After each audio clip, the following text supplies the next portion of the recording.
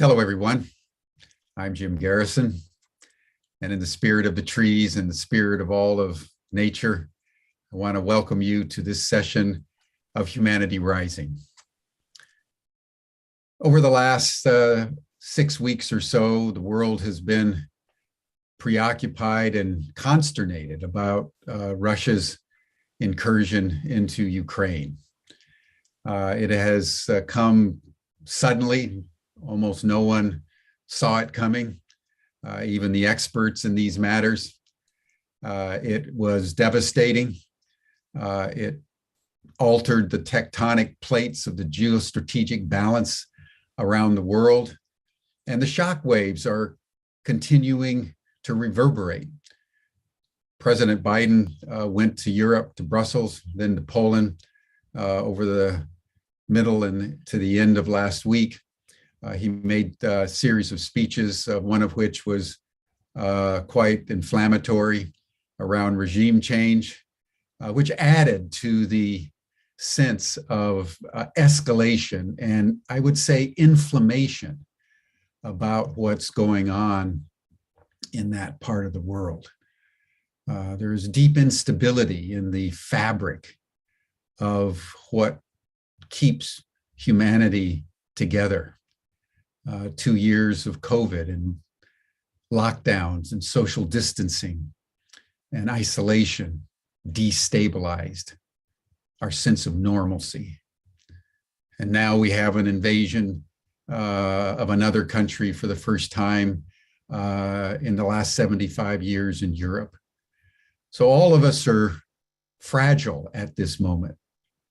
And we want to take some time today to just contemplate it with someone who spent many decades in the CIA, who's a specialist in Russian affairs, speaks fluent Russian, and who will just share his perspective on what is happening. I'll introduce him in a moment, but before we go into our program, let us just pause and take a moment. And if you can, just close your eyes and center yourself on your heart. And for the next minute or so, just attune with your heartbeat and feel the suffering of the world in this agitated state. And feel compassion, and feel love, feel understanding.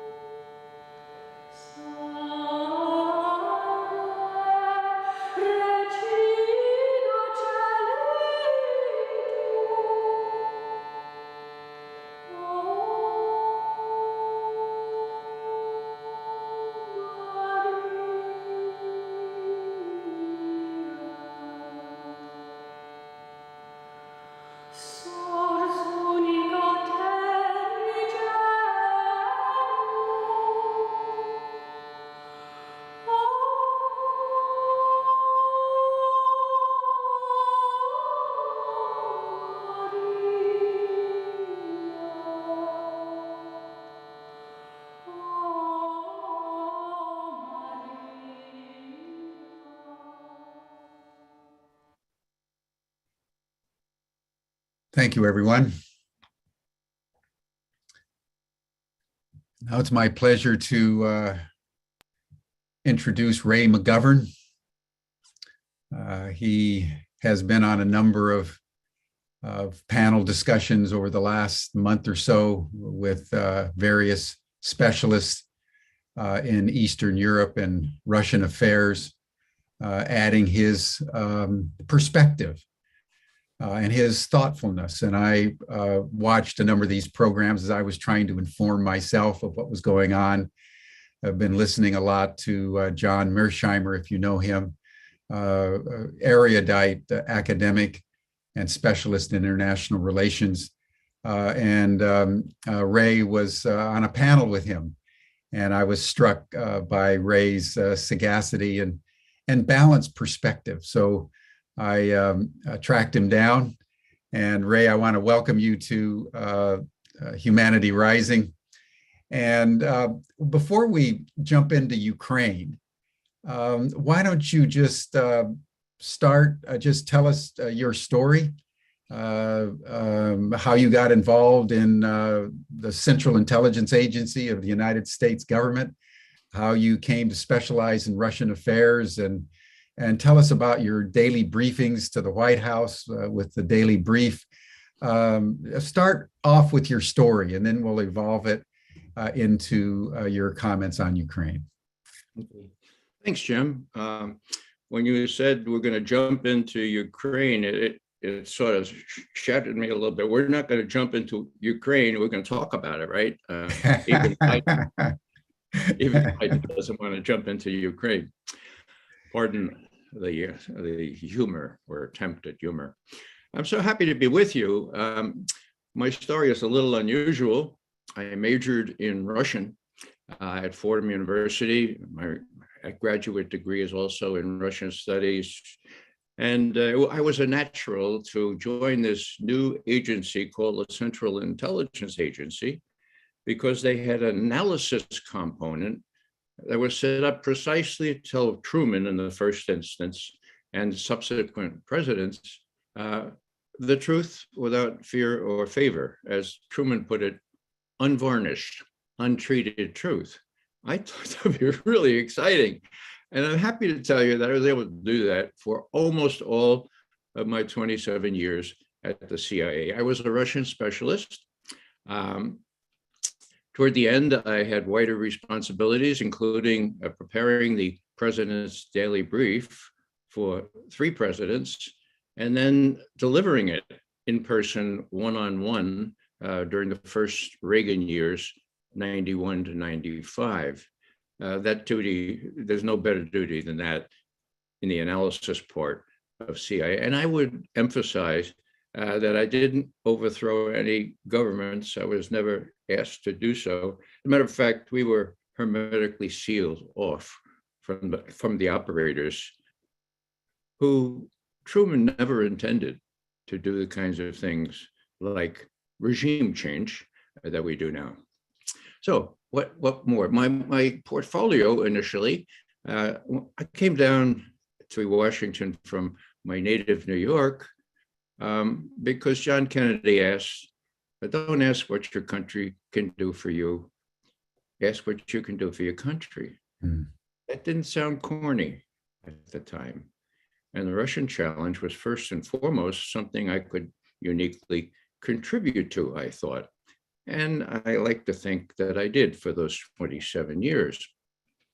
My first portfolio was Sino-Soviet relations, a big deal in the early 60s, because nobody believed that these two communist nations could ever cooperate on anything. I mean, could ever be at loggerheads on anything. In other words, how could communists have a falling out one with the other?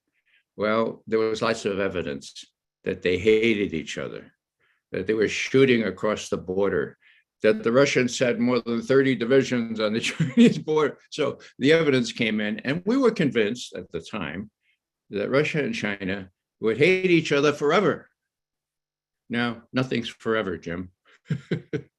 We watched more enlightened leadership come into China and Russia. We saw them recognize that this was very debilitating, this struggle, vis-a-vis the US, which was trying to exploit it and which did exploit it under Nixon and Kissinger. I give them credit for that. But now, long story short, there's an alliance, okay? An alliance described by both countries as exceeding in closeness and effectiveness a traditional alliance. An alliance that has no upper end, Okay. Now, I thought that was pretty much rhetoric until things developed in February and March of this year. But let me not get ahead of myself. If I were to complete my bio, I would say that after I retired, clapping myself on the back, the Soviet Union was just about to fall. The Berlin Wall had come down 2 months before. I said, all right, Ray, you can retire. And your expertise is no longer so much needed. Well, I did retire, and I wanted to work down in the inner city. So I worked for a ecumenical church at which I was worshiping, an ecumenical church really devoted to social action, to helping people, to putting the gospel in practice, not just rhetoric. It is called the Ecumenical Church of the Saviour. It was led by Gordon Cosby. Now, Gordon had been a chaplain with the 101st Airborne Division in Europe. So he knew a little bit about life, knew a lot about war. While I was head of what we call the Servant Leadership School, modeled after Dietrich Bonhoeffer and his discipleships, I started writing. And it was new for me because I had been retired a few years, but I thought that I saw my former colleagues falsifying intelligence to justify war against Iraq. So in January of 2003, 2 months before the war, we gathered this little group together called Veteran Intelligence Professionals for Sanity. And we wrote 3 memos to President Bush, assuming, as we had to, that he didn't know how he was being diddled, how he was being drawn into this god-awful war by the likes of Dick Cheney and Donald Rumsfeld. We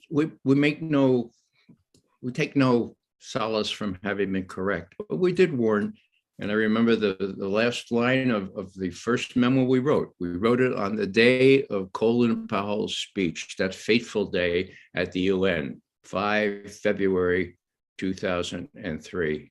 We said, listen, Mr. President, we really suggest that you widen the circle of your advisors beyond those clearly bent on a war for which there is no compelling need and from which the unintended consequences are likely to be catastrophic. Okay. Well, there were 2 more memos we did before then, but it turned out that Bush was well aware of what was going on, and just naively, these very smart people, these guys that were working for Rumsfeld said, "Oh, it's going to be a piece of cake. It's going to be a cakewalk." What else? Well, I want to end quickly, but I have to say that my expertise on Russia and China. Now, I don't speak Chinese, but I have a lot of good close friends who do and who know China up and down. One is Chaz Freeman, who went with Nixon and Kissinger to Beijing in early 1972. And, it was a big deal. Chaz learned Chinese in about a year, and he was the interpreter. The reason it was a big deal is because this is how we played, that is, Nixon and Kissinger played the Chinese off against the Russians. Now, I was chief of the Soviet Foreign Policy Branch at the time. I watched in awe as the Soviets made all manner of concessions, including in the strategic arms limitation talks, SALT 1.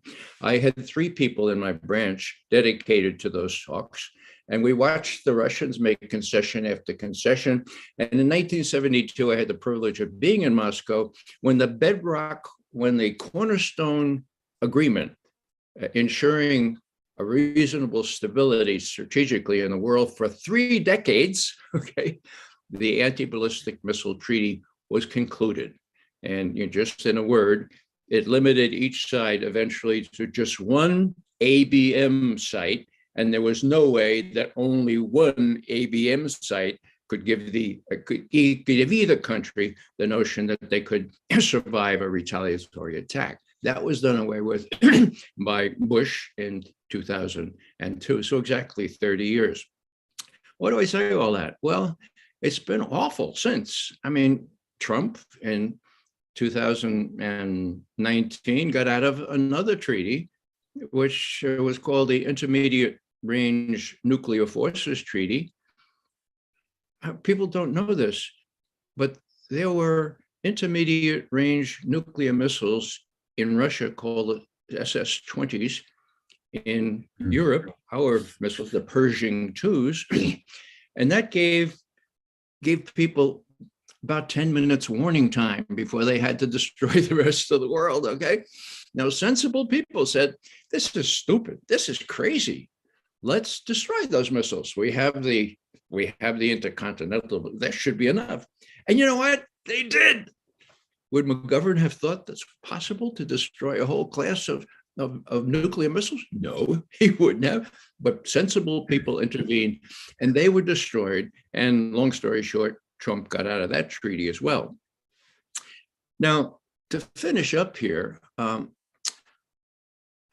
acutely aware of General Eisenhower's last address to the American people, in which he warned about the military-industrial complex, the MIC. Now, he warned that that would expand and gain power, and that would be a threat to our democracy. And he was absolutely right. It has expanded, so much so that I coined a new acronym. Okay, it's not the MIC anymore. If you have a pencil, you might want to put this down. It's the Mickey Mat. To remember it, it sort of rhymes with Mickey Mouse. Mickey Mat. Military, industrial, congressional, intelligence, media, academia, think tank complex. Now, why does McGovern say media? Because media is the linchpin, the cornerstone.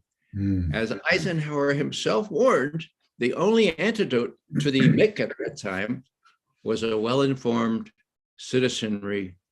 We don't have that now. We have just the opposite. We have one-sided portrayal of just about everything, just like before Iraq. No one was canned. No one had to apologize for the awful subservience of the mainstream media before Iraq, save one woman, Judy Miller from the New York Times. Her colleagues all escaped any kind of. When the editorial director of the op-ed page, Fred Hyatt was his name, he's since died. When he was asked at the Columbia School of Journalism, Mr. Hyatt, your op-eds and your whole page for 5 months before the attack on Iraq spoke as though weapons of mass destruction in Iraq were flat fact. What do you say to that? Well, Hyatt thought, and he said, well, you know,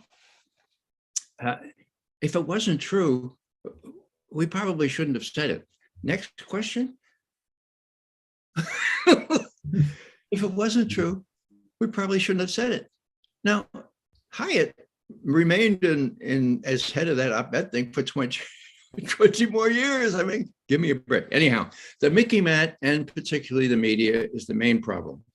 And just to finish up, I taught lots of courses at the Servant Leadership School.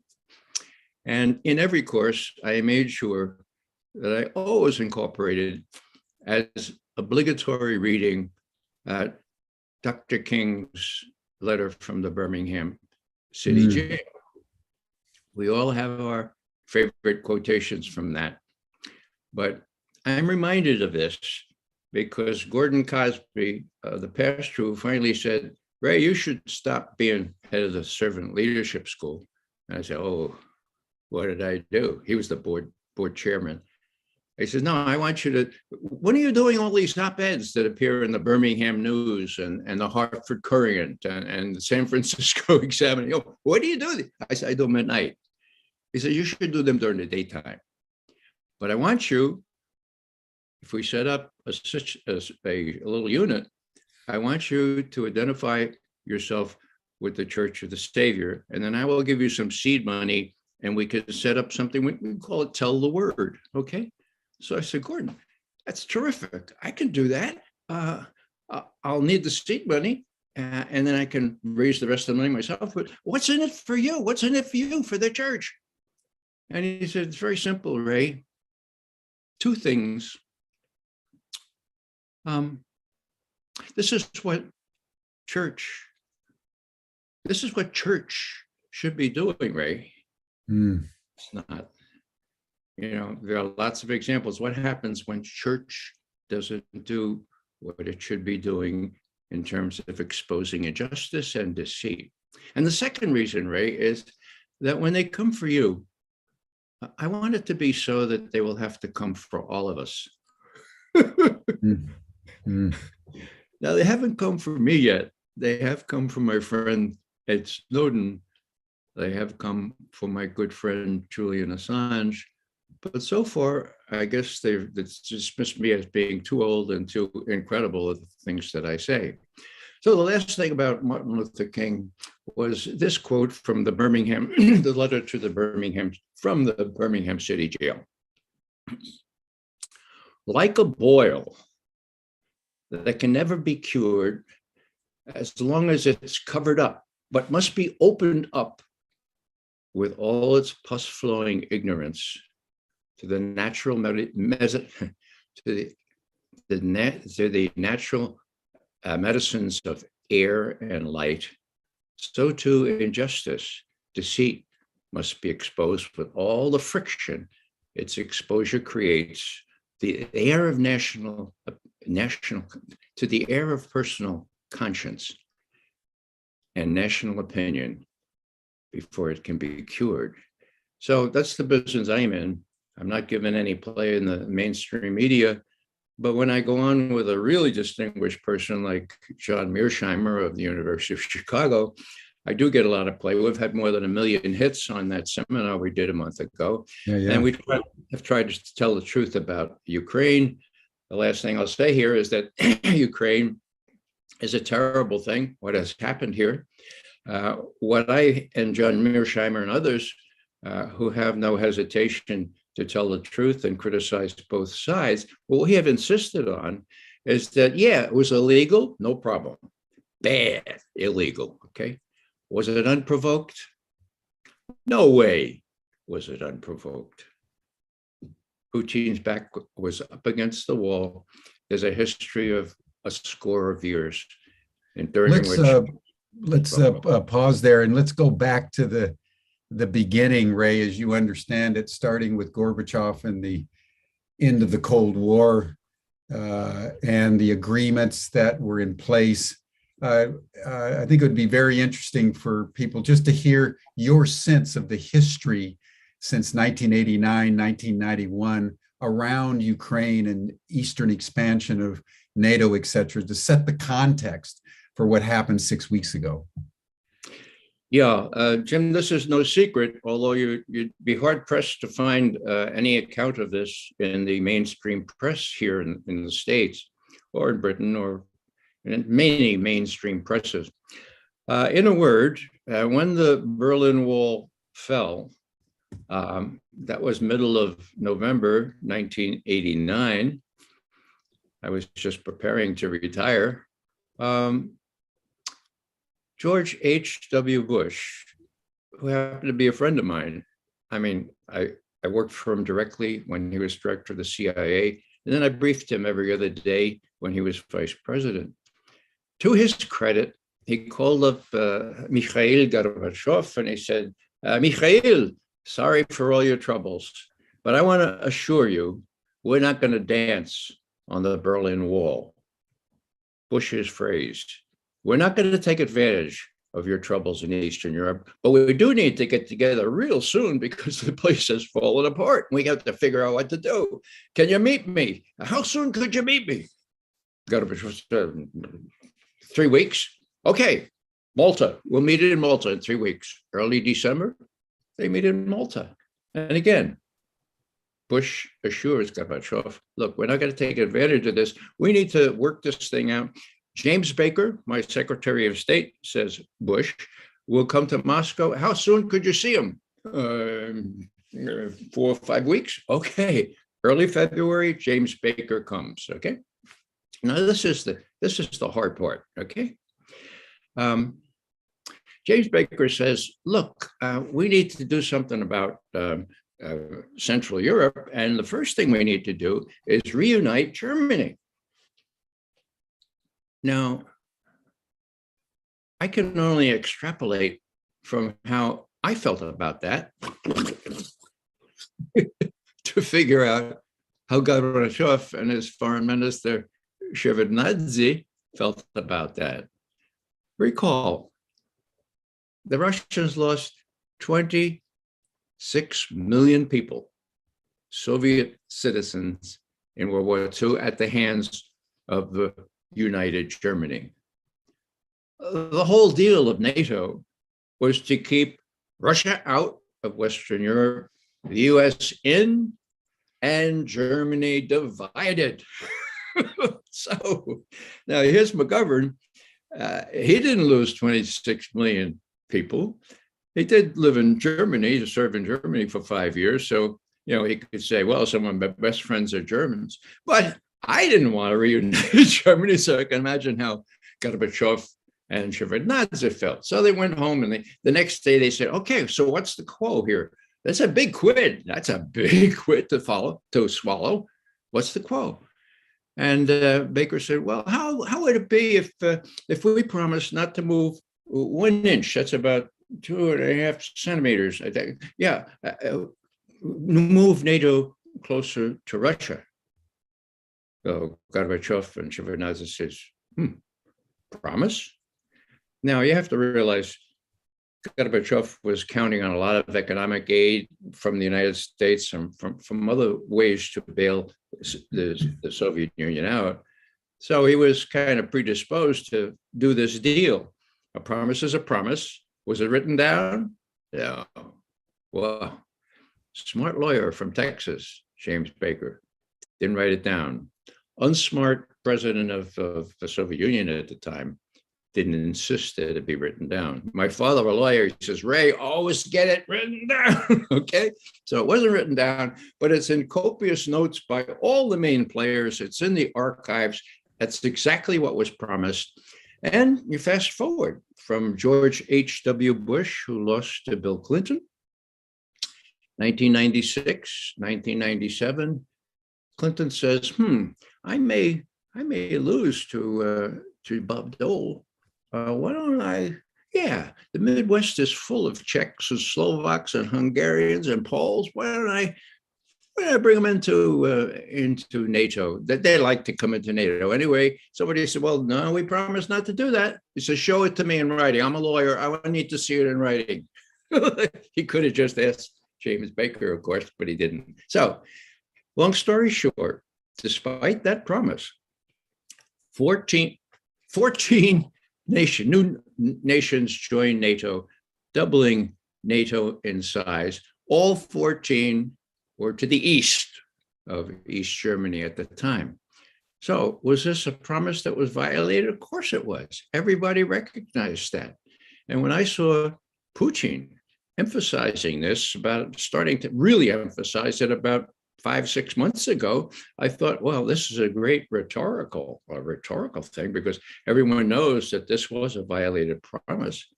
But apparently it was even more important than rhetoric to Putin. He didn't want Ukraine even to think about joining NATO. And now it won't. It's just terribly unfortunate that he resorted to an invasion to secure that. I don't think that was necessary. He apparently did.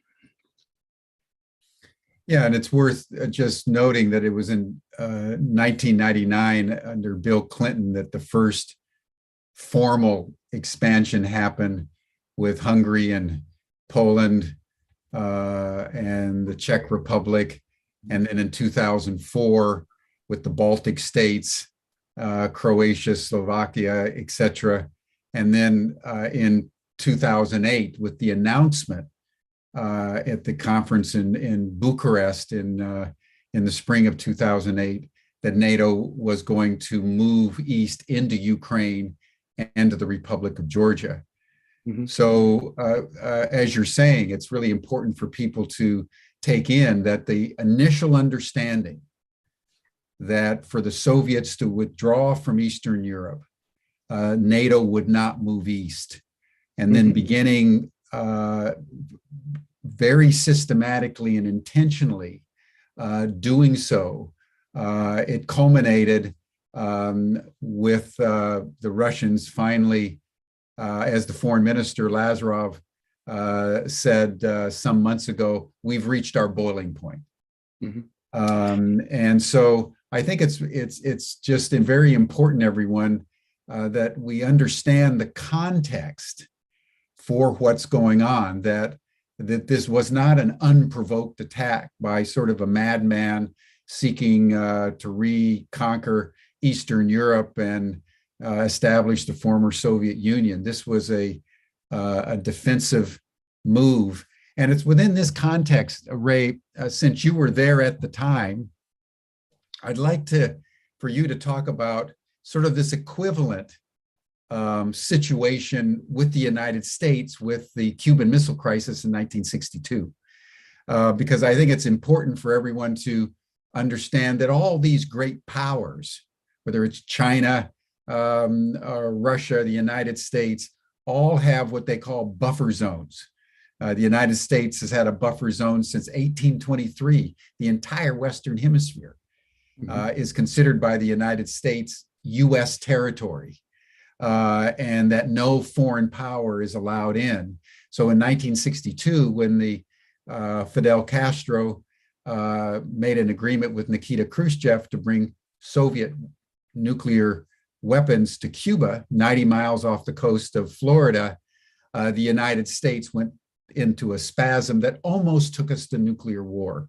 So tell us how you experienced the Cuban Missile Crisis and whatever thoughts that you have on a comparison or relationship between that existential threat perceived by the United States around Cuba and Ukraine for Russia. Well, thanks, Jim. I will do so. I want to give a little flesh to what you said earlier. Yeah. When NATO was starting to be enlarged under Clinton, Russia was on its back. It was destroyed economically with the help, by the way, of the Harvard boys who went in there and showed the oligarchs how to bleed the Russian economy, how to take over the assets and so forth. Most people don't know that between 1991 and 1995, the mortality rate of Russian males went down by 6 years. Wow. People were starving. The place was chaos. And this is what Putin inherited at a time when he and Russia could pose no threat to anyone. And, how do we get this into our head? Russia is not the Soviet Union. That was, in Russian historical terms, an aberration. Yeah, it was really dangerous. They wanted to take over the world. Okay, I get that. But this new one was no threat. The other thing I'd like to flesh out, you mentioned 2008 and the NATO summit in Bucharest, which said Ukraine and Georgia will become members of NATO. Wow. Now, what preceded that? Well, 2 months earlier, February 1, 2008, and we have this thanks to WikiLeaks, who published the cable from Moscow, in which Ambassador William Burns reported that Lavrov, who was foreign minister then, called him in. And he said, Mr. Burns, do you know what "niet" means? And Burns said, yeah, well, I told him, yeah. He said, well, "niet" means no Ukraine, no Georgia in NATO. Because if you try to do that, we will have to decide whether we have to invade. There will be a civil war for sure. We don't want that. So "niet" means "niet." February 1st, 2008. Now, to his credit, Bill Burns, who, by the way, is head of the CIA now, reported that back factually to Condoleezza Rice, who was, God help us, the Secretary of State at the time. And more than that, he conceded that, Russia has strategic alarms. Russia has strategic problems, just like we do. They have a sphere of influence that they need to protect them from Napoleon and from Hitler and from everybody. So, this is a reasonable thing. It didn't get through to Condoleezza Rice because 2 months later, on the 3rd of April, you had that NATO statement saying Ukraine and Georgia would or will become members of NATO. Now, that's the background. How about Cuba? Well, I'll tell you a personal little thing. I was commissioned at graduation, and they put off my call to active duty for a year till I got my master's degree. I showed up at Fort Benning, Georgia, on the 3rd of November to start my 2 years of active duty. Now, we were all bright-eyed and bushy-tailed, fighting the communist menace, of course, and we were really, really excited about firing these new weapons like, there was a new weapon called a grenade launcher. Let us have those grenade launchers. There weren't any. Oh, well, how about howitzers? No, there weren't any. There were no weapons at the infantry training center in Fort Benning, Georgia. So one of us screwed up a little courage, asked one of the NCOs, "Hey, Sergeant, where are the weapons?" And he said, they're all down in Key West. 2 divisions came through here last week, took all the weapons. They're down in Key West, ready to spring into Cuba.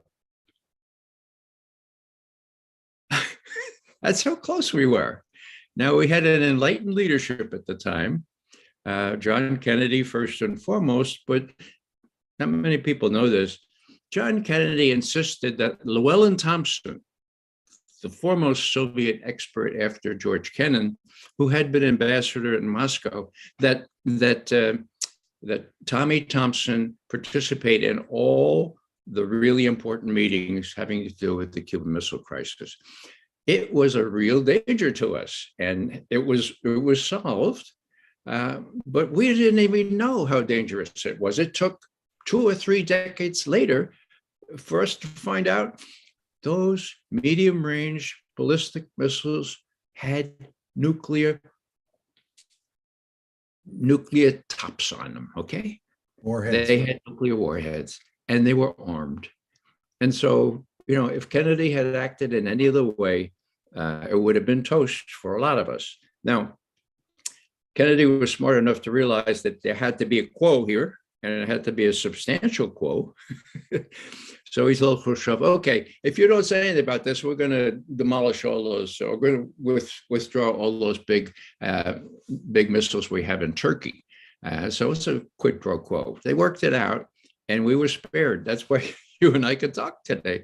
Now, the Russians have their same the same concerns about their near abroad, as they call it. And they've watched, as I say, 14 nations in violation of that promise join NATO. And then they saw Ukraine welcomed into NATO and said, no, this is a bridge too far. We're entitled to the same kind of protection on our borders as the United States had with respect to Cuba. So, it's not very unreasonable that he would be insisting, that is, Putin, be insisting that not only we not let Ukraine into NATO, but that we stop building in Eastern Europe missile sites that would endanger most of Moscow's intercontinental ballistic missile force. That's what's being prepared in Eastern Europe. That's why Gorbachev wants to clean out. That's why he felt impelled to go into Ukraine. And when I say compelled, I have an explanation as to why he started to feel his oats about this time last year. And that has to do with China. Perhaps we could get into that later. Yeah, tell us about that, because I think that Chinese connection is strategically extremely important. Yeah. Well, I guess since my first several years where I earned my spurs as an analyst at CIA were devoted to Sino-Soviet relations. I had this predisposition to watch China very closely, but it was clear to me that when Putin was not getting to first base with the West, that he was turning to China for support. Now, the first key event that happened, it was kind of amazing. It was April 13th that Biden called up Putin and said, look, I'm worried about this situation on the Ukrainian border. Let's have a summit. Out of the blue, let's have a summit. So, okay, they had a summit on the 16th of June last year. And what does Biden say? They're trying to grab him onto the plane, right? Time to go, Joe. Time to go, please. No. I probably shouldn't say this because it would be inappropriate. But Putin has a real big problem, and that is China. China is squeezing Putin. They have this long, thousands of mile border. China is going to be not only the premier economic force, but military force in that part of the world. So Putin has this to contend with. I mean, he's really got a problem there. Okay. No, this would have been true or from one of the briefings that I did 4 decades earlier or 5 decades earlier, when the Russians and Chinese were really at loggerheads. It was far from the truth now. And what did it betray? Well, it betrayed this junior varsity team that is advising Biden and is still working from the textbooks that I helped write 5 decades ago, So I would have loved to have been a fly on the wall when Putin turned to his advisors and said, huh? Who is telling Biden that China is a threat to us? Well, suffices to say, that was June 16th last year. The rest of the year was spent by Putin and President Xi Jinping of China trying to tutor Joe Biden and anyone else who would listen as to how close the relationship had become, how a virtual alliance had come, as he described it, that exceeds, I said this before, it bears repeating, it exceeds in closeness and effectiveness a traditional alliance. So what happened? Well, they had summits, Putin and Xi, very, very photographic sort of representation of how close they were. And then when Putin went to the Olympics in Beijing on the 4th of February, he and Xi issued a still closer joint statement saying that their relationship had no upper end. There was nothing that they couldn't discuss with one. It was really, really strong rhetoric. But was it only rhetoric? I didn't know. But, this is speculation on my part. I'll identify speculation that really doesn't have solid grounding. But my speculation is that Putin said, look, Biden and those young junior varsity guys don't get it, okay? They are about to launch a major attack on Russian-speaking, some of them Russian citizens in Donetsk and Lugansk. They're full of Nazi commanders in those areas, the Azov battalion, the right sector. We're gonna have to probably invade. Now, what did Xi Jinping say? Well, all my Chinese expert colleagues, to include some very, very profound people, would have said and did say, oh, it would never approve that. China's principal policy is non-interference in the affairs of other countries. Xi would never endorse that. And they're still saying that. But I think what happened is Xi looked at Putin and he said, well, you're up against it, man. And I know that you're depending on us. So could you wait till the end of the Olympics? 2 days after the Olympics, Donetsk, Lugansk were recognized as independent nations by Moscow. And then a day or two later, there was the invasion. So what do I think?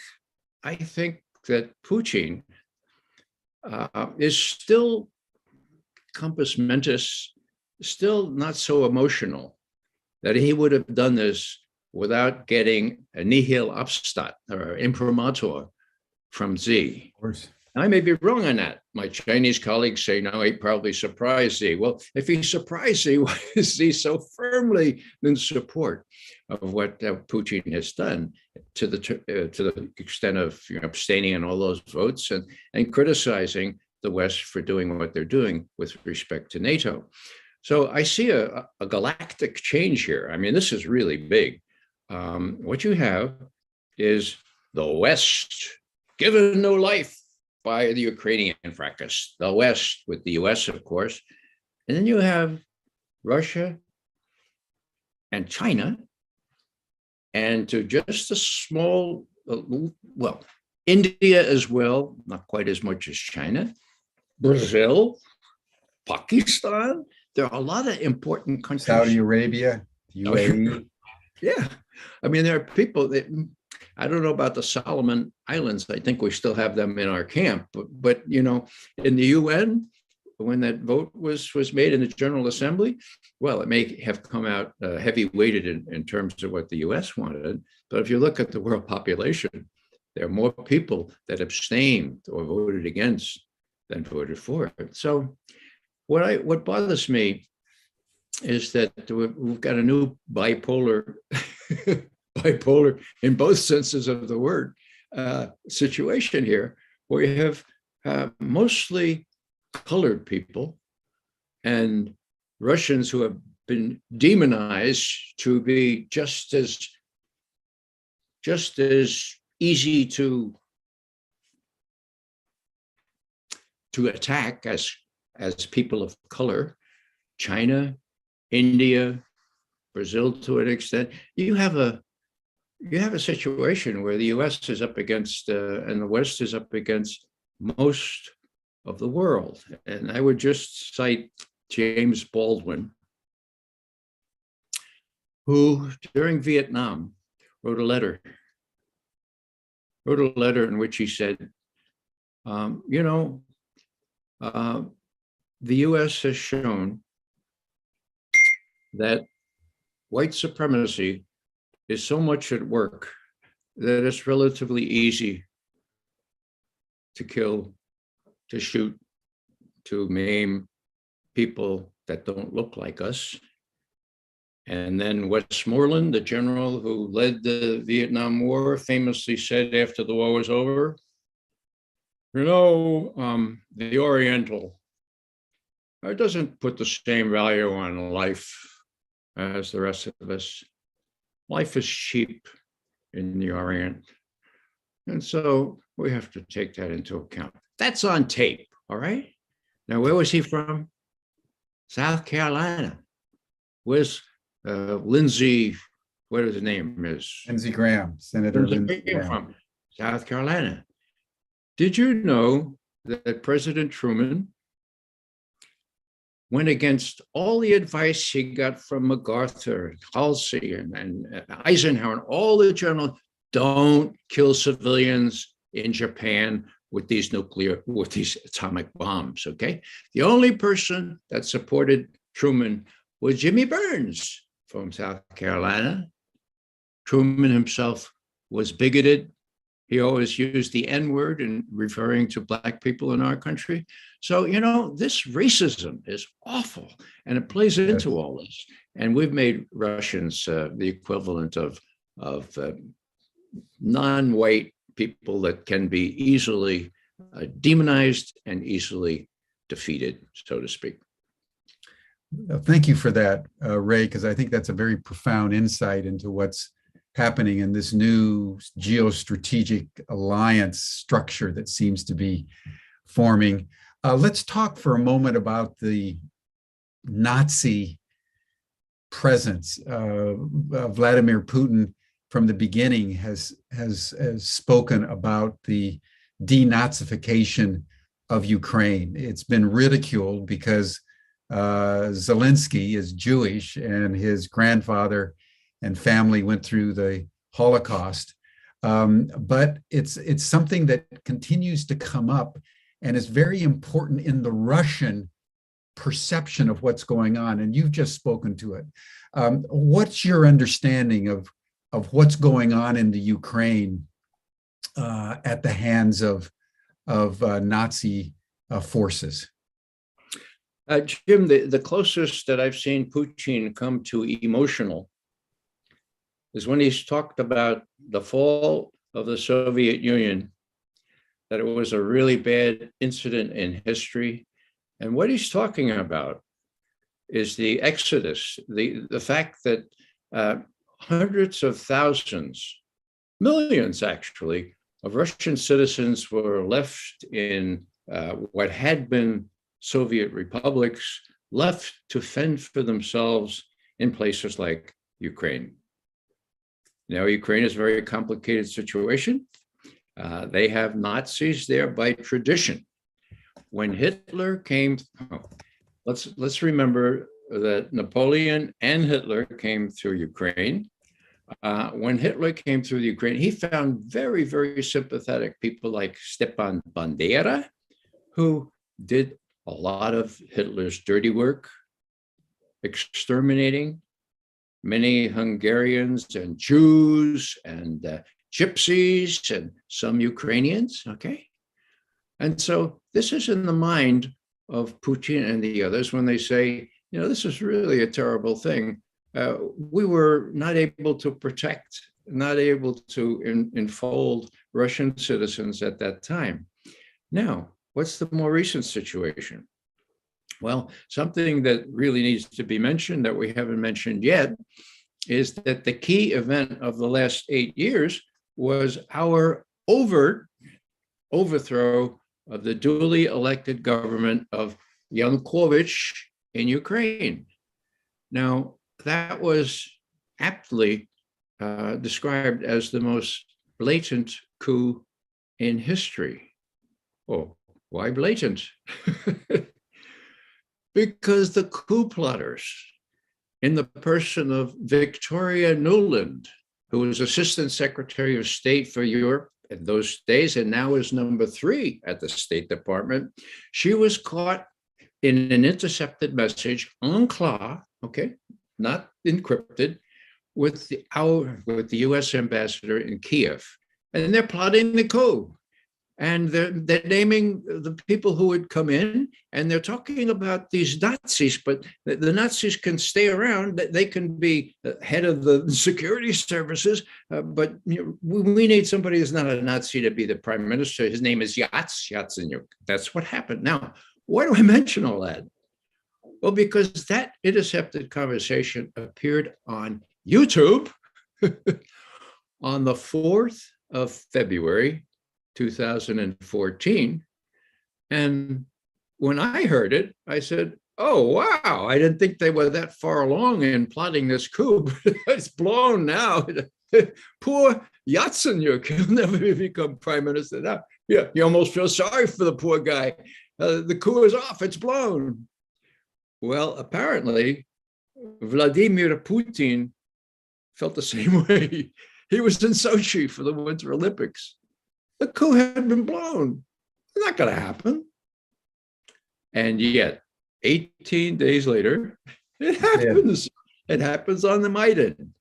And the Germans and the Poles and the French know that a deal was made so that Yanukovych could leave office early, and that was broken by whom? By the right sector, by the Azov battalion, Nazis, neo-Nazis, if you will, trained in Poland and other places by some of my former friends, okay, and able to do whatever was necessary to depose Yanukovych, kill him if possible. He escaped to Russia. Now, why do we say all that? Well, that's where this really came into being. And when, if you think about Victoria Nuland, either she knew that Russia would never let Crimea where there are only warm water all year, ice-free naval bases, Sevastopol, started there by Catherine the Great, for God's sake, at the time of our revolution, that the Russians would never let that go into NATO. Either she didn't know that, and that speaks for these crazy Russian analysts that work for her, or she did know that. And she would use that to blacken Russia, to accuse it, among other things, without evidence. Please pay attention. Without evidence that the Russians or pro-Russian separatists shot down MH17, a Malaysian airline with almost 300 people killed. Okay. Just a footnote here. John Kerry, the foreign minister, our Secretary of State at the time, said, "We know they shot it down. We have imagery. We have trajectory information. We know when that plane was shot down, where it was shot down, and we know who did it. The Russians are the Russian separatists." Guess what? As far as I can see, that's a lie. Now, why do I say that? Because he has never let that evidence out. There's a trial in The Hague going on with two people who are suspected of having a role in shooting down that.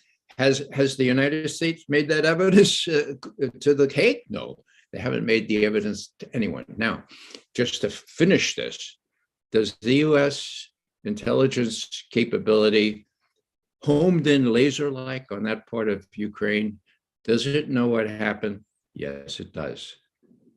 Why doesn't it release that information? It can be sanitized so it doesn't jeopardize sources and methods, because it's not what John Kerry says it is. Now, the reason I mention that is because until MH17 was shot down on the 17th of July, 2014, so a couple of months after the coup, we couldn't get the Europeans to do serious sanctions against Russia. Once that was shot down and played out or portrayed as a Russian just dastardly act, then the sanctions came in big time.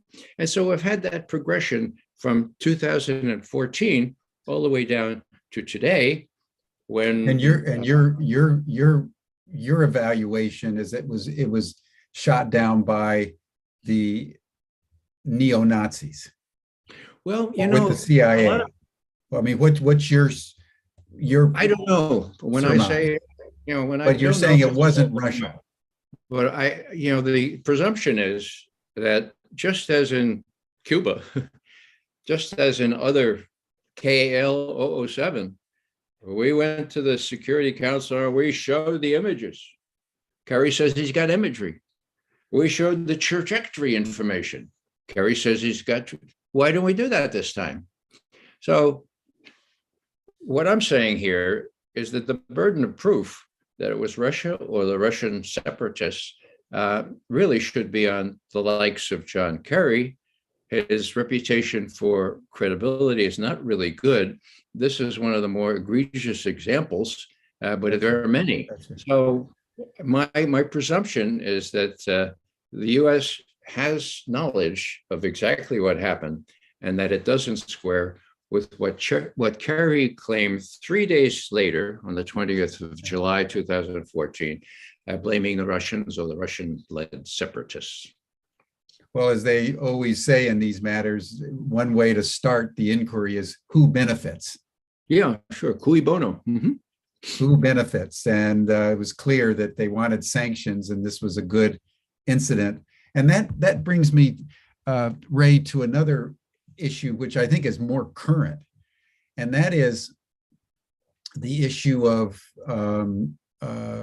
chemical weapons or chemical biological weapons use, and the kind of the red line that's beginning to emerge, that if the Russians use chemical and biological weapons in any way, that will trigger an escalation.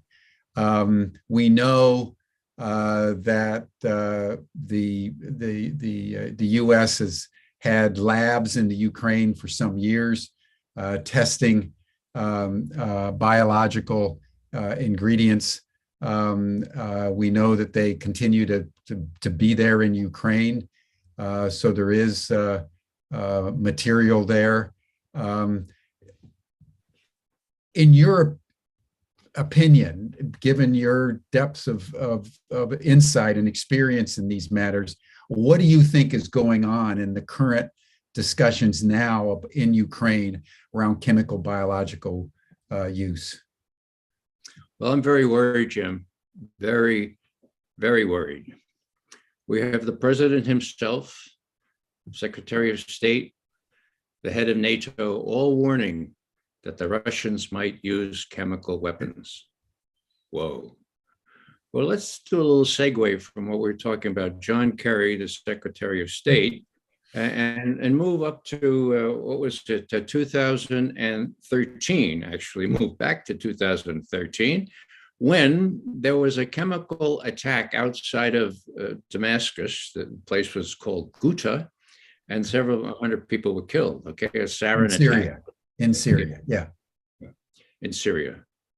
So what did Kerry do? Well, he got right up. It was, this time he waited a week. He got right up and he repeated the essence of a government assessment. Now, mind you, we always had a intelligence assessment, but to their credit, my former colleague wouldn't sign on to John Kerry saying no fewer than 35 times the Russians, not the Russians, but Bashar al-Assad, President Bashar al-Assad of Syria did it. Now, we know now that that was a false flag attack. We know now that that was to prevent the Syrian army from cleaning out some of those al-Qaeda sympathizers in that part of Syria. Now, why do I mention that?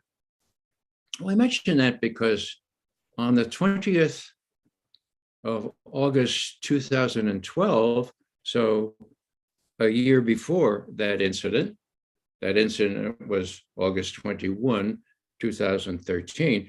So in 2012, President Obama was giving a press conference and he talked about Syria and he said, you know, Syrians, we're supporting them, but we're not going to intervene militarily. We're not going to intervene militarily. Okay.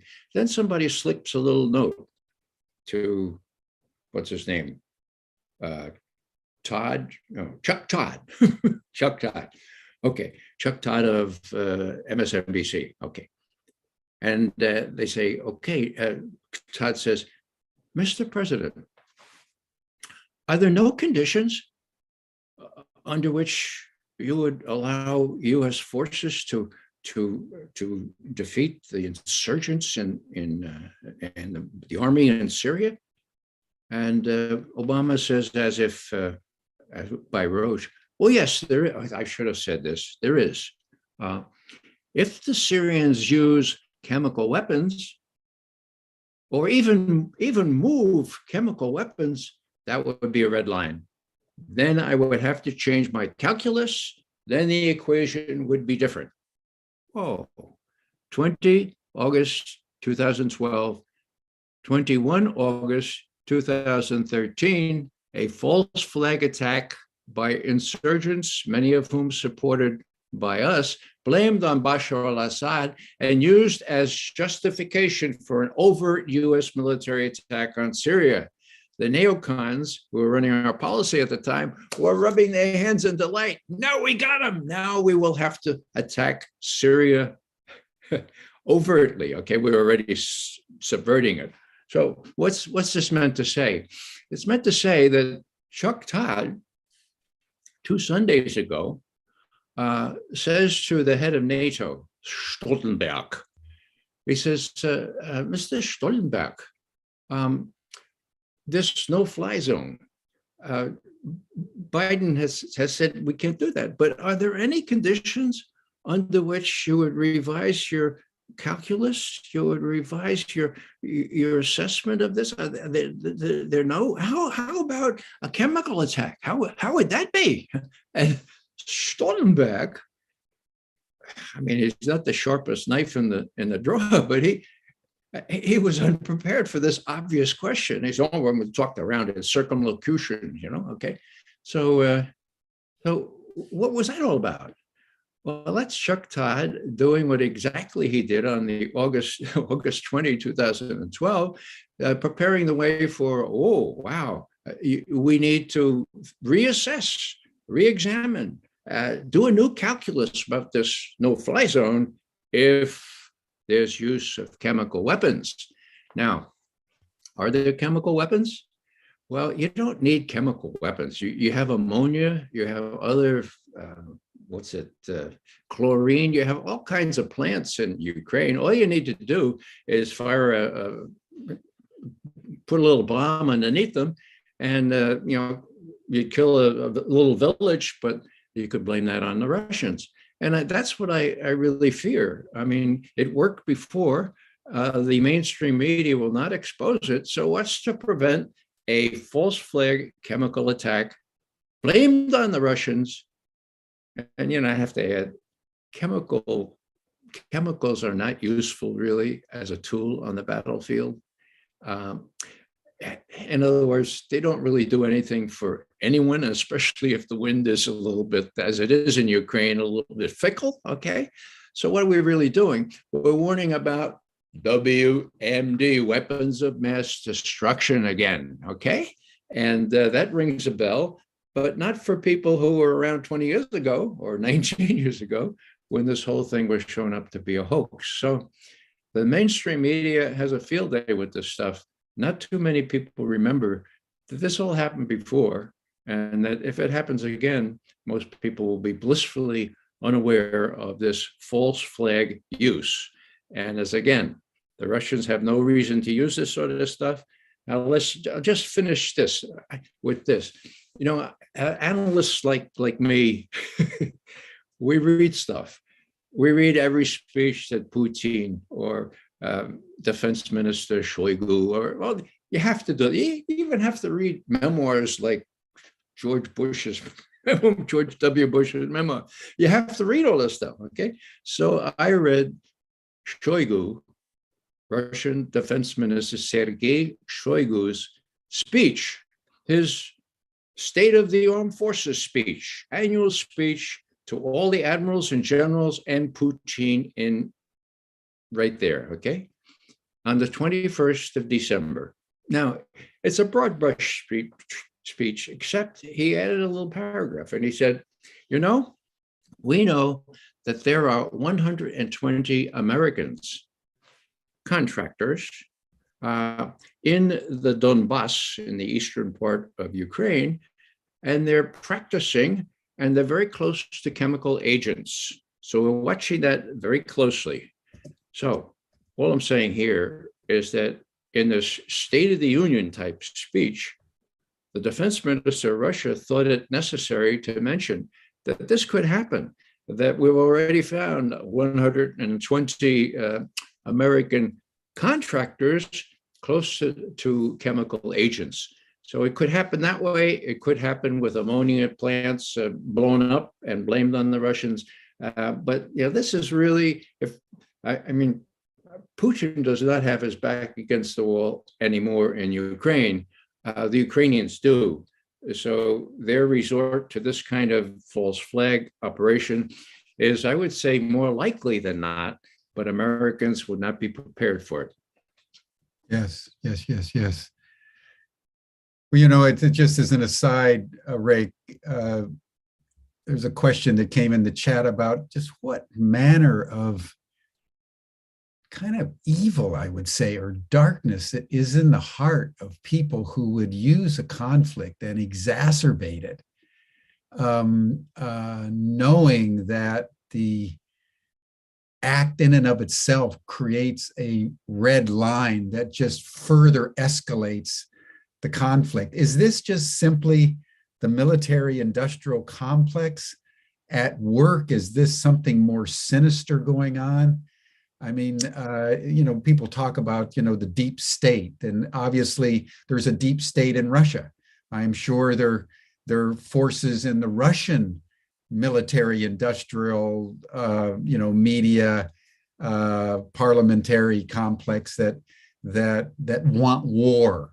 How do you understand the inner workings of these kinds of people that would take such measures to shoot down an airplane or to fabricate a chemical attack? I mean, what is feeding that? Yeah, Jim, this is a really hard one, I don't think people are evil, but I think what they do can be really, really evil. Yeah. I think of Rumsfeld.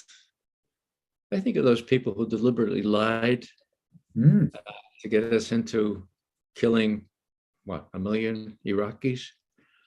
I think of Madeleine Albright, rest her soul, who said, if the sanctions killed 500,000 children in Iraq under the age of 7, what was worth it? No, I'm not making that up. She said that. So is there this kind of veneer of exceptionalism where we, the United States, are the city on the hill and we know what's best, and the Russians are evil? I think that there's a small percentage of our policymakers that believe that. They shouldn't be our policymakers because it's not right. But I think most of them just think, look, we can do what we want to do for the United States as long as it feeds the military machine, as long as we make it possible. But let me quote, this is so relevant.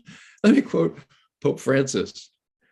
Okay, he comes to a joint session of Congress and he says, the most important thing is, get this now, the blood-drenched arms traders.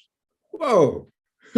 Now, what happened? Blood-drenched arms traders. Yeah. The blood-drenched arms traders. So the senators and representatives, and then they're kind of look in their pocket to see if the latest check from Raytheon or the one from Lockheed is still there, because they've been clapping. It could have fallen. I mean, it was giving hypocrisy a bad name. So they appropriate the money. The arms dealers make themselves really rich. They take some of that money and they put it in the campaigns of these people, and they win and they appropriate some more money. I mean, is this a great country or what? That's how it works. So if you want to be rich, and I'm afraid that money is the root of all evil, you go along with this stuff, whether it's hard to believe or not. That's my sad assessment. I'm no expert on this psychology. Mm-hmm. Well, Ray, as we begin to come to a close here, I want to ask you a couple more questions about, first, I want to start with how you would have advised Putin on the matter of Ukraine and whether there were some alternatives.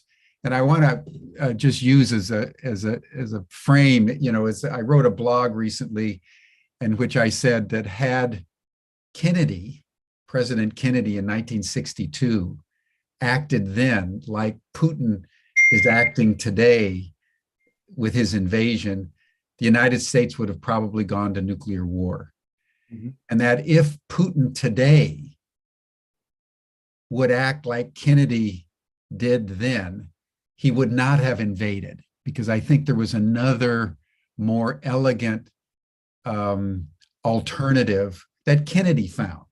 When all around him, the Joint Chiefs of Staff, the Secretary of Defense, everybody was saying you got to go to the nuclear war level, and he did not.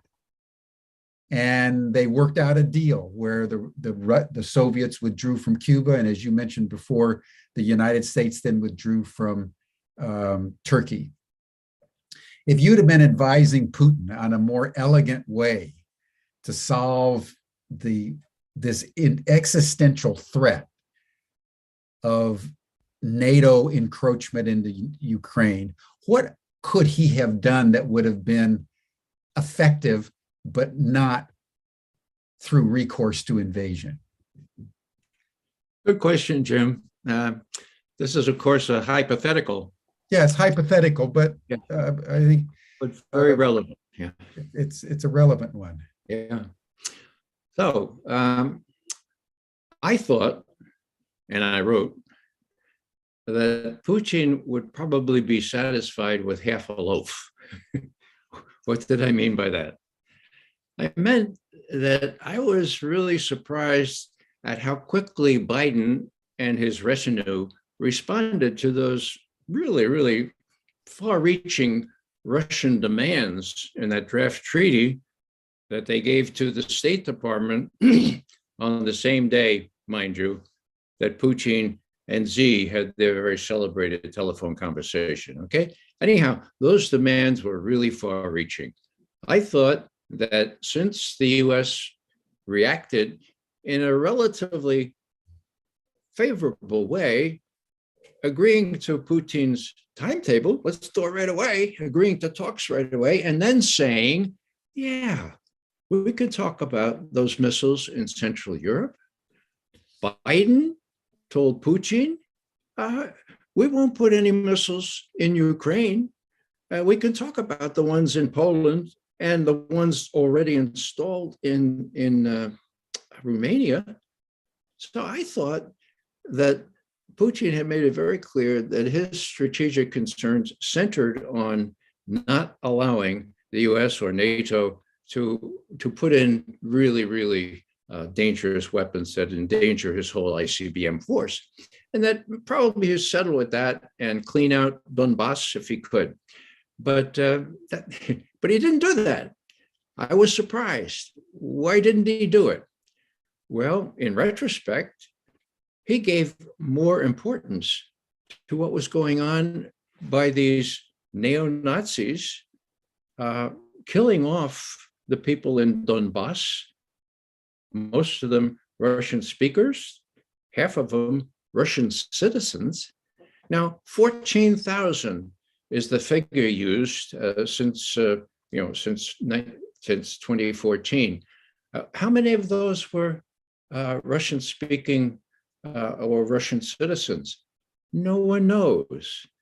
But the artillery, most of it came from the Ukrainian forces. So that's going on. And he had information, they say, that there was going to be a big push. Most of the Ukrainian army, including the Nazis, were on the borders of Donetsk and Lugansk. They were about to invade. I don't know if that's true. The US intelligence knows that that's true, but that's one reason why everyone thinks Putin went ahead. But the big reason, has to do with China. No, I can't get other specialists to pay much attention to. They also, oh yeah, well, China's a factor, but I think China was a major factor. Okay, and I think that Putin got Xi's sign off on this thing. That he said, well, now it's now or never. We can clean these guys out. We can try to find those Nazis, and we can build a buffer zone here, which we can defend. So that's what I think changed his calculus, if you will.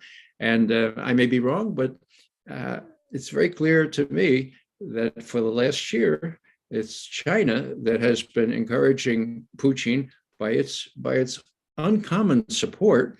The last thing I'll say is China's principled opposition to interference in the affairs of other countries.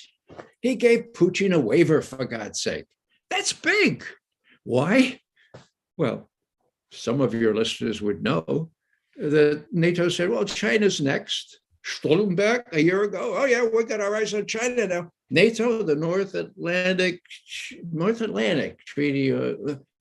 So, China feels it's next, and it's kind of understandable that they would be on tenterhooks, and the best way to protect themselves would be to join in this alliance, which is unprecedented by their own calculations. Mm-hmm. Mm-hmm. Yeah, I think there's it's like Shakespeare says, no great act is ever done with a single motive. There's many layers to what's going on, but the consolidation of an alliance between Russia and China against the West is a formidable alliance system when you bring in the other nations of color into this equation. It's back to Samuel Huntington and his work. So this is very important. Now, Ray, as you see the situation now, knowing we're in the fog of war, knowing that anything can happen at any time, but we're now, more than a month into the conflict. It's fairly clear that the Russians are consolidating just north of Crimea and the eastern Ukraine regions, the Donbass, etc. How do you see things playing out, sort of all things being equal? Do you see a negotiated settlement? I noted that today Zelensky said that he wanted to negotiate at a deeper level. What do you understand from your context that are tracking these matters? What do you think is really happening, and how do you see this thing resolving? Mm-hmm. Well, Jim, many of my very close colleagues and people I respect have concluded that the U.S. would like this thing to drag on, that they see this war as a very convenient thing to achieve their aims, bringing NATO together, imposing sanctions on Russia. It was all sort of planned in a pre-package, and all they needed was Russia to invade Ukraine. There's a lot of truth to that, I'm sure, but it's such a neat little package that I don't think things happen exactly that way. I think that the U.S. could cause a ceasefire right now. So that bespeaks a willingness to have this thing continue on. I think the U.S. could tell Zelensky, look, knock it off. Now, the U.S., who's the U.S.? Is it Joe Biden? He might want to say that to Zelensky. How about Nancy Pelosi and Chuck Schumer and all those neocons that invited Zelensky to defy Biden and say just the opposite of what Biden had already decided with respect to a no-fly zone and other things of that nature? In other words, the U.S. leadership is divided. As Putin looks on, he sees a president who is not completely compass mentis. I mean, he's got to see that. I mean, I see it. So who is he being led by? The Blinkens and the Sullivans of this world? And the economic sanctions. I'm not an economist, but if, as I suspect, Biden's economic advisors are no better than his foreign policy advisors or his strategic advisors, we're in real trouble, because these sanctions are big and they have the potential to kind of divide the world in the bipolar way that we discussed earlier. So what am I saying? I'm saying that this thing is going to go on for a while, that the Western press would give you the impression that Ukraine is winning. One of my interlocutors in one of these panels said that Ukraine has already won. I don't think so. The Russians have been circumspect. They're focusing on areas that are really important to them, and they're surrounding places like Kiev and not doing shock and awe. I mean, hello, should they be condemned for not doing shock and awe in Kiev or Kharkiv? I mean, hello, what they're doing here is trying to manage this thing so the whole country is not destroyed, so the capital is not destroyed, that a more friendly government can come in, whether they could do a deal with or partition Ukraine. It's not clear what's going to happen yet. But as long as China stands behind Putin, he's not going to cease and desist before he has demilitarized, and that's coming, and denazified. That is going to be more difficult, but they'll do a big job in making sure that the Nazis are not running those artillery attacks against Donbass anytime soon. Just as a caveat, back to the Nazi issue, I've had a couple of questions from people who are a little bit confused about the Nazi forces in the Ukraine. Could you just shed a little bit more light on the origins and how they're actually operating? Sure. Well, you have the right sector, so to speak. Sort of like the white supremacists in the United States. Every country has sort of a ultra-right, nationalist, Aryan supremacist kind of aspect to the body politic. And there is that same thing in Ukraine. Is that what you're saying? Yeah, in this case, it's against the Russians, really. Yeah. In Western Ukraine, there's a tradition. And Stepan Bandera, who was co-opted by the Nazis to do their dirty work, is the hero of the Azov Battalion and the right sector. They fly swastikas on their flags, for God's sake. Here's a little vignette. It's true. President Zelensky, right after he was elected, he goes out to the Azov Battalion, who was running things across from the Donbass, where the Russians have their Donbass, Donetsk and Lugansk.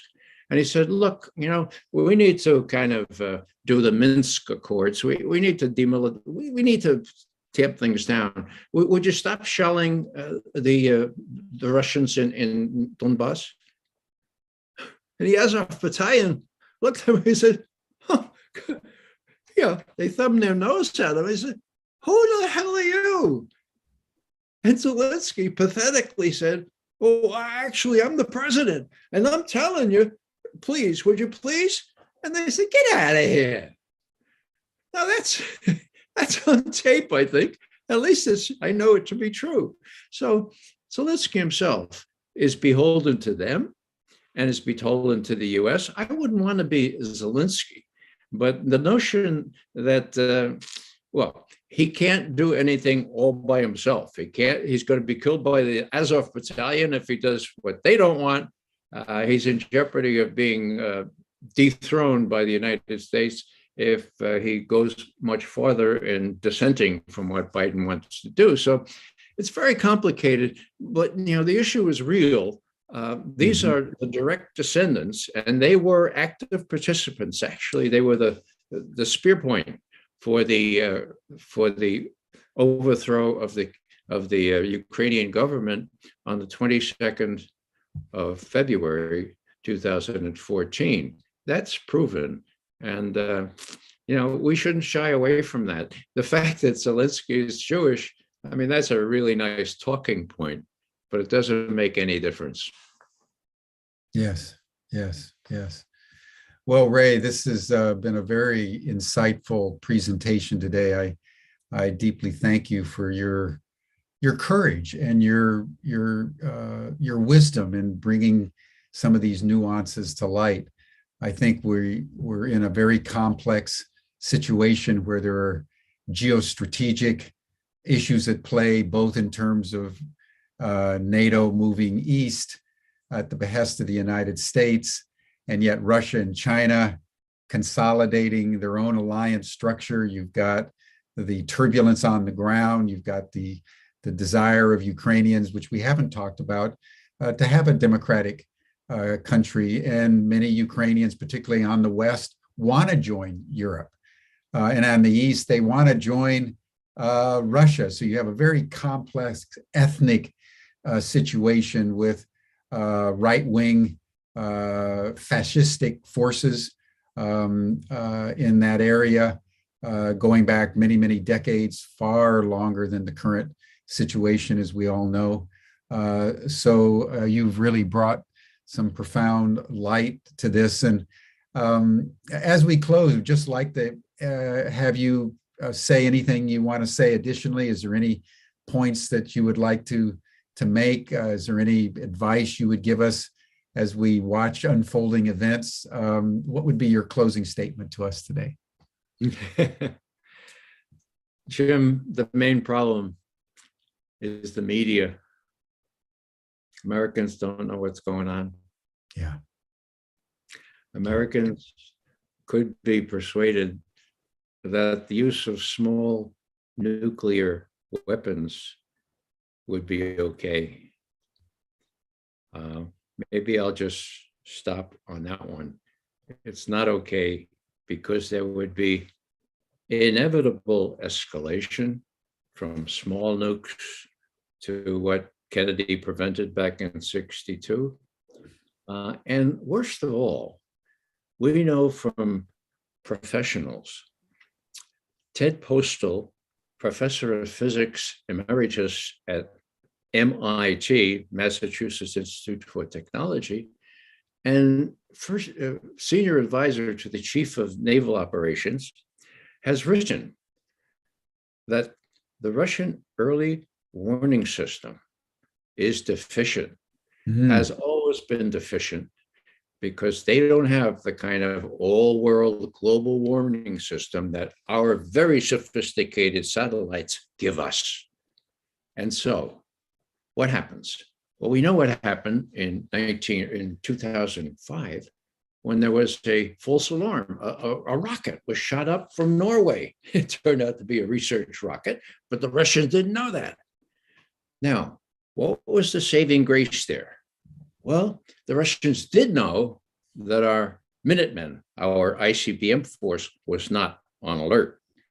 What they didn't know was that our ballistic missile submarines hadn't already shot off their missiles, because they could not cover ballistic missile submarines, even in the North Atlantic. So they took a chance and they said, well, maybe this is just a research rocket, and they held off. Okay.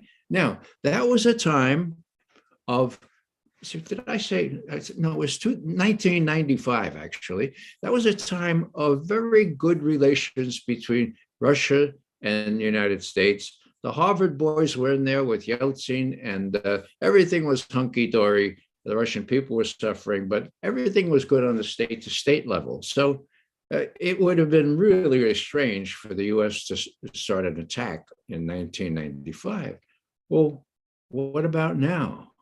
I mean, God, if I were Putin, and this really bothers him, I see it in almost everything he says. He doesn't say, hey, we can't figure out if we're under full attack or not. We can't do that. So please be careful. No, he can't say that, but he knows it. And so does Ted Postal, and so do people who used to advise the government. Ted says he can't get the Pentagon to listen to him. They know everything. And he called them in a recent interview, arrogant, ignorant, 30-year-old punks. He's trying to talk to them, but they know everything, and they're in love with themselves because they all come from the right schools, the same right schools that brought us Vietnam with the best and the brightest. So all I'm saying here is there is a nuclear dimension to this thing that Americans need to know about that. And so and the world needs to know about that. So if your audience can kind of drum up some support for telling the truth on this, that would be delightful. Thanks, Jim. Yeah, thank you, Ray. And I think the net of the net, everyone, is to take in what you're hearing on the CNNs and the MSNBCs and the Fox Newses of the world, but take it as a witness. And as Ray is saying, which is really important, to watch how the media is fomenting an exacerbation of the tensions rather than any alternative view, or certainly anything that would contribute to peace. And because we're in such a volatile world where news ricochets through the global informational ecosystem, little statements anywhere like Biden's statement on regime change just over the weekend ricochets through, and then all of a sudden the geostrategic perception is shifted. People make decisions within what they believe to be true. And so, Ray, you have really provided a service here today, and I would love to have you back as events unfold, just to continue to inform us out of your deep experience and your clarity about how history really moves. So thank you so much. You're most welcome, Jim. Would love to be back. Yeah, we'll be in touch. And that'll do it for today, everyone. I will bid you now farewell. We'll see you here tomorrow. We start a 3-day program tomorrow on the world of trans and what's going on in the tumult and fluidity around gender and human sexuality. So that's a 3-day program that starts tomorrow here on Humanity Rising. But we're going to continue to monitor world events, and in particular, what's going on in Ukraine with people like Ray McGovern.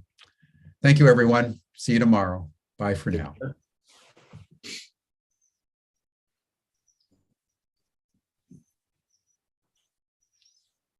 Good one, Ray. Thank you, Jim. Should I sign off now? Yeah. Okay.